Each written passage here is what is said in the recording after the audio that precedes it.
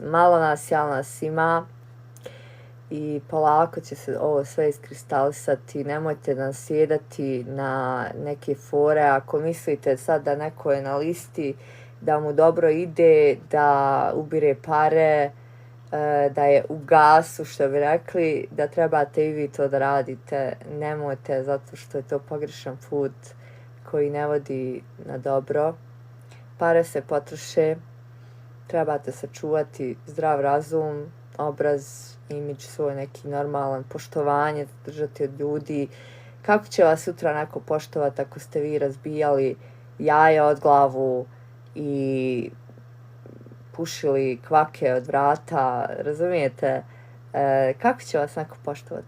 Evo ja prva sad, nema veze, nosim masku, ja bi mogla da radim šta hoću, kao niko ne zna ko sam. Ja ne mogu zbog sebe to. Jer poštujem samo sebe. Znači, to mogu ljudi samo koji sami sebe ne poštuju raditi. Kako ćeš ga onda ti poštovati? Ja sad kad bi vidjela te ljude koji sam vidjela šta su radili na tim live-ovima, kad bi ga vidjela uživo i kad bi on meni prišao da priča sa mnom, ja ga ne mogu poštovati. Meni u glavi ta slika njega umazanog Nutellom, na primjer. Izgubio je moje poštovanje. Zbog čega? Zbog par giftova.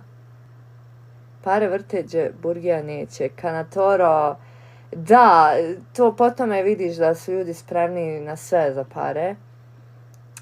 Da prijeđu neke te granice.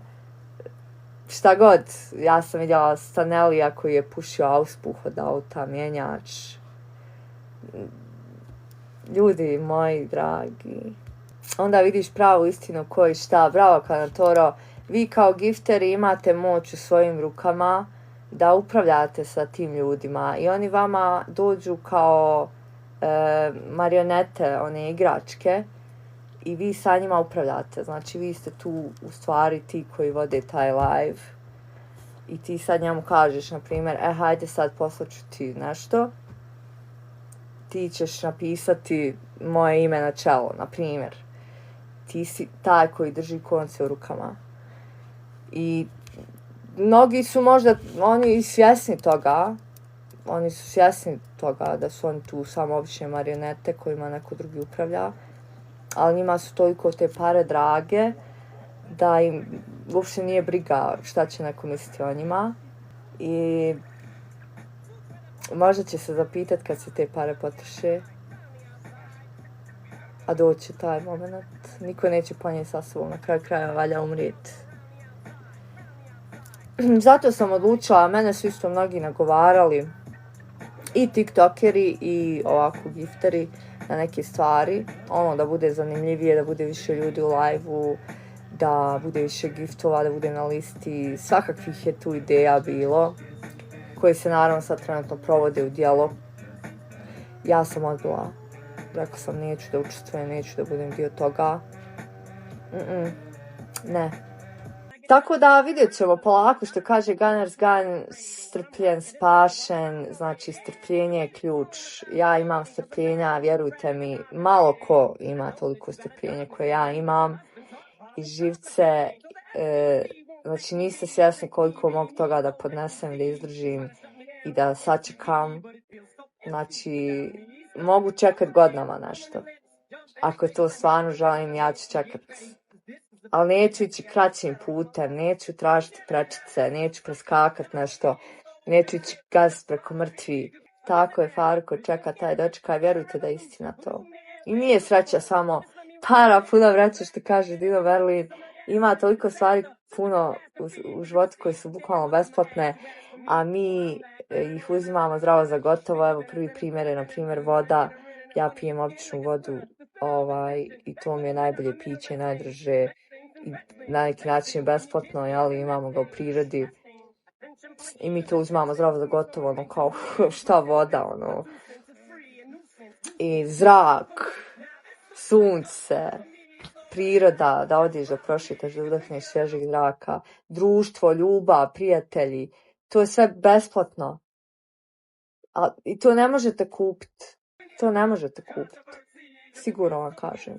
Uvijek skromna i pozitivna Valteru, uvijek ću biti, bila sam otkako znam za sebe i tako ću i umrijeti. Naćujemo neku malo težu temu o kojoj bi mogla da pričam danima, satima, mjesecima, godinama. Mogla bi knjige napisati o nekim stvarima. Dosta sam toga prošla u životu, dosta toga znam, iako me mnogi površno gledaju, misle da sam praznoglava bimbo. One thing everyone wants to know, what's hiding behind the mask. Ja, da, Kanatoro, baš sam razmišljala danas o tome. Možda bi me ljudi više prihvatili kad bi skinula masku i kad vam počela pričati malo o svom privatnom životu, kad bi se malo možda zbližili sa mnom, kad bi me upoznali bolje, možda bi tek onda imala pravu podršku i ne znam, opet razmišljam koliko mi je to pametno, jer znam da ima i zlobnih ljudi koji bi to zloupotrijebili, da se miješaju u moj privatni život, da me hejtuju, da me podmeću u privatnom životu, te neke spletke, ima i toga. Kad bi sjela s tobom, sigurno bi imala puno tema, toliko si zanimljiva i pozitivna bruda, sigurno si sa mnom nikad ne bi bilo dosadno. Stvarno o svemu mogu da pričam i Ibrahimović, hvala ti. Pa dobro, meni stvarno ne smeta ova maska, nemoj čuvati svoju privatnost, hvala ti puno Valteru. Nisam od onih koja će da iznosi svoje privatne stvari za gledanost, ko što mnogi rade, jedino su zbog toga i zanimljivi, kao španske serije, turske, oni iznose svoje te neke drame i to je kao gledano, pa ljudi, to je samo serija.